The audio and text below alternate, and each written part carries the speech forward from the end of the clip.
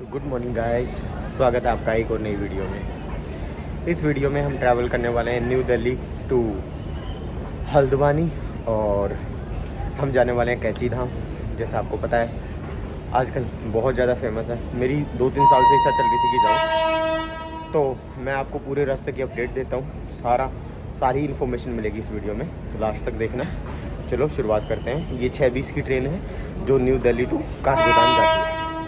तो हम उतरेंगे हल्द्वानी और वहाँ से कोई टैक्सी या बस जो भी रहेंगे आपके साथ शेयर करूँगा मैं। चलो फिर पीछे से कोई शोर शुरू हो जाए उससे पहले मैं एंड करता हूँ। रास्ते में करते हैं बात।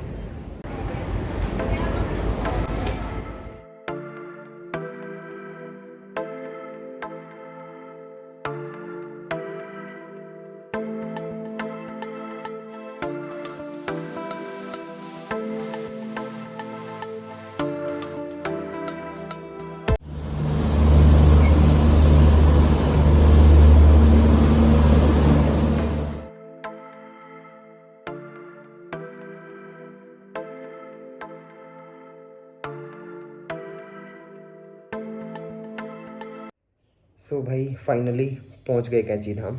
इस वीडियो में मैं आपको कैंची धाम के दर्शन तो नहीं कराऊंगा, थोड़ा सा ऊपर से एक फुटेज ली थी मैंने, वो मैंने आपको ऑलरेडी दिखा दी है। अब मैं आपको सारी डिटेल्स देता हूं ताकि आप जब आएँ तो या तो ये माइंड सेट लेके आएँ और या तो मतलब परेशान होने के लिए तैयार रहें। तो सबसे पहली चीज़, दिल्ली से जो काठगोदाम या हल्द्वानी का जो रास्ता है वो 5-5.5 घंटे का है। अगर आप हल्द्वानी उतरते हैं तो 5 घंटे, अगर आप काठगोदाम उतरते हैं तो 5.5 घंटे। काठगोदाम और हल्द्वानी का जो गैप है वो सारा 4-5 किलोमीटर का है।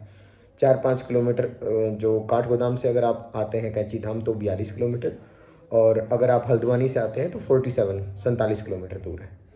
तो उसके अलावा अगर मान लो आप उतर गए, मैंने जो ट्रेन पकड़ी थी वो थी शताब्दी एक्सप्रेस, जिसमें चेयर कार है मोस्टली, और इसका प्राइस था कुछ जनरल नॉर्मल का जो होता है वो 700 750, और आई थिंक तत्काल में मेरे 950 के आसपास लगे थे पैसे, जिसमें फूड भी इंक्लूड था और फूड बहुत अच्छा था। तो ये हो गया। अब सबसे ज़्यादा मैं परेशान कहाँ पे हुआ, ट्रेन से मैं आराम से उतर गया 11:15 के आसपास, 11:20 के आसपास उतर गया। 11:20 के बाद मैंने फिर टैक्सी ली, और जिनको बस से आना है उनको बता दूं भाई बस स्टैंड बहुत नज़दीक है। जैसे ही बाहर निकलेंगे आपको मतलब हार्डली 5 मिनट चलना पड़ेगा, आपको बस मिल जाएंगी, और काफ़ी सारी बसेज हैं। और उसके अलावा जिनको बाइक से आना है, जिनको अच्छी चलानी आती है उनके लिए बोल रहा हूँ सिर्फ, स्कूटी या बाइक, तो वो भी रेंट पे आपको यहाँ पे आराम से मिल जाएंगी। काफ़ी सारे लोग थे रास्ते में जो बाइक या स्कूटी से ट्रैवल कर रहे थे यहाँ पे।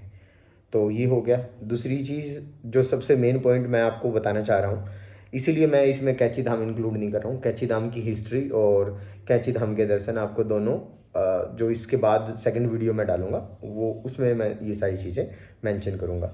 अब वहाँ से 47 किलोमीटर था, मतलब हल्द्वानी टू कैंची धाम 47 किलोमीटर दूर था। अब 47,000 जब आपके दिमाग में आता है तो आप कितना मतलब टाइम मान के चलेंगे, 1 घंटा, 1.5 घंटा, अति 2 घंटा। बट मुझे यहाँ आने में आज लगभग 2.5 या 2.75 घंटे लग गए। जबकि आज मंडे है, आज 27 जून है। मैं अभी मतलब ये इवनिंग में ये वीडियो अपलोड कर दूंगा, दोपहर को 3 बजे मैं ये वीडियो बना रहा हूँ।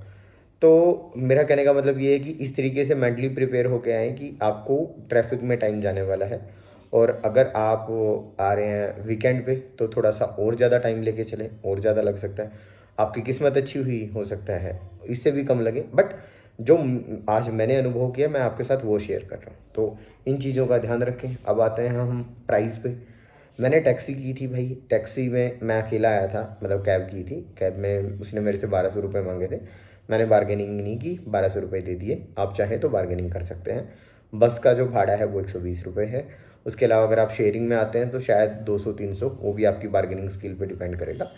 उसमें शेयरिंग में भी आप आ सकते हैं, और वो लोग शेयरिंग के लिए भी प्रिपेयर रहते हैं, क्योंकि बहुत सारे लोग मतलब सब अपने तरीके से आते हैं। हाँ, अभी तक मैंने कैंची धाम के बारे में यहाँ पे 3-4 लोगों से बात हुई है, तो सबका यही बोलना है कि यहाँ आने के बाद लाइफ का जो टर्न होता है वो लाइफ बहुत ज़्यादा पॉजिटिव टर्न लेती है। खैर, मेरा जो अनुभव होगा वो मैं आपको जब मैं दर्शन करूँगा, अभी इवनिंग में जाऊँगा, तो अगले व्लॉग में मैं आपके साथ ज़रूर शेयर करूँगा। बट ये सारी इन्फॉर्मेशन थी। और उसके अलावा अब हम आते हैं होटल पे।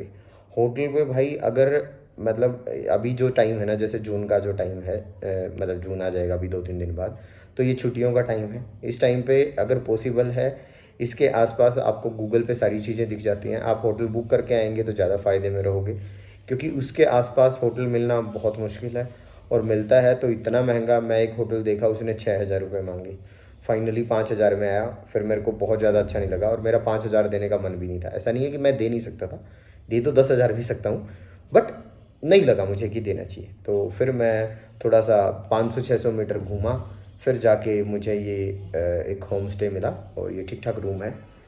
ये देखो, ठीक ठाक है ये, मतलब आप इसको मतलब बुरा नहीं कह सकते, अच्छा ही कह सकते हो। और सारी बेसिक फैसिलिटीज़ हैं, गीज़र है, सबसे मेन जो चाहिए था वो है। तो मतलब आपको या तो आप ऑनलाइन बुक करके आ जाइए, अगर यहाँ आके आपको करना है तो मतलब तैयार रहिए। आपको हो सकता है 1 किलोमीटर दूर मिले, हो सकता है 2 किलोमीटर दूर मिले, हो सकता है 5-7 किलोमीटर भी दूर मिले।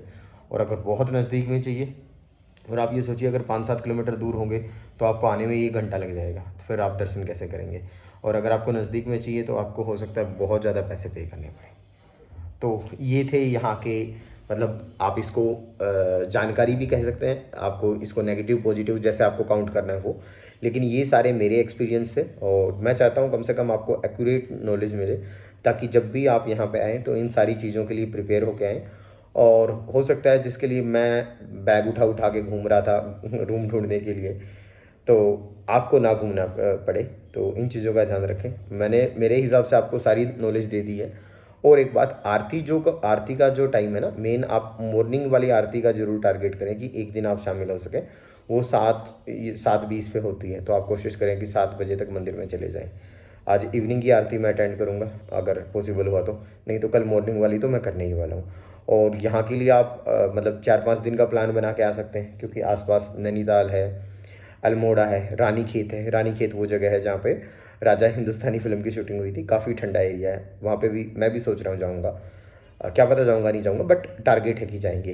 तो ये थी सारी इन्फॉर्मेशन। इसके अलावा भी आपका कोई क्वेश्चन रहे, कोई डाउट रहे, हो सकता है एक आध चीज़ें छूट जाती हैं, तो आप प्लीज़ कमेंट कीजिए। मेरा हमेशा जो रिप्लाई टाइम होता है वो बहुत कम होता है। मैं हमेशा अपने चैनल पे यूज़र के लिए अवेलेबल होता हूँ, तो कोई भी ऐसा डाउट हो आप प्लीज़ कमेंट कीजिए। और मेरे हिसाब से मैंने आपको सारी जानकारी दे दी है। बाकी मंदिर से रिलेटेड इससे नेक्स्ट वीडियो में मैं आपको और जानकारी देता हूँ, क्या फैक्ट्स हैं, मेरे को कैसा लगा, वो सारी चीज़ें मैं शेयर करता हूँ। तो चलो, तब तक के लिए बाय।